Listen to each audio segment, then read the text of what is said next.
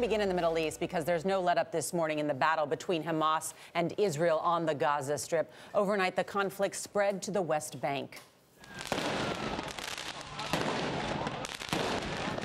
Thousands of Palestinians clashed with Israeli troops. One Palestinian was reportedly killed and dozens injured. It was yesterday's deadly attack on a UN school in Gaza that provoked the outrage. At least 15 civilians trying to avoid the violence were killed. Barry Petersen is in Gaza City, where people want to know why they became the targets. Barry, good morning.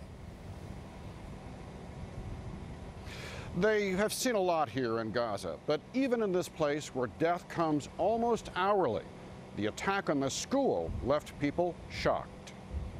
The wounded and the dead poured into Kamal Edwan Hospital, mostly women and children. The emergency room struggled to cope. When we saw 7-year-old Shahed, she seemed unconscious, but then, a good sign, she opened her eyes. The Red Cross said they were bringing buses, a relative told us. But then we were struck with artillery fire from tanks. The United Nations has turned its Gaza schools into safe havens for nearly 120,000 people displaced by the fighting.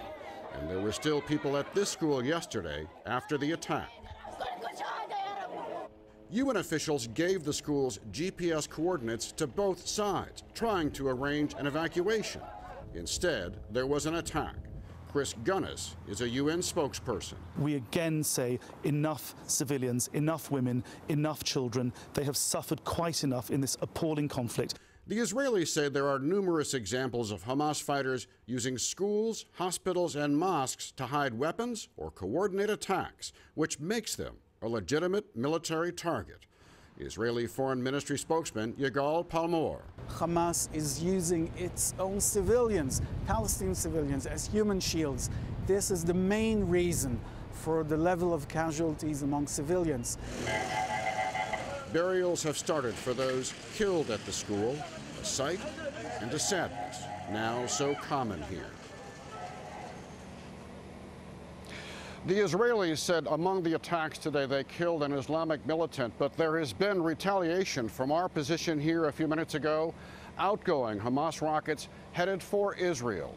Now, there is talk around the Middle East about fashioning some kind of a ceasefire, but I got to tell you, here, the pace of killing has not slowed. Nora? All right, Barry, thank you.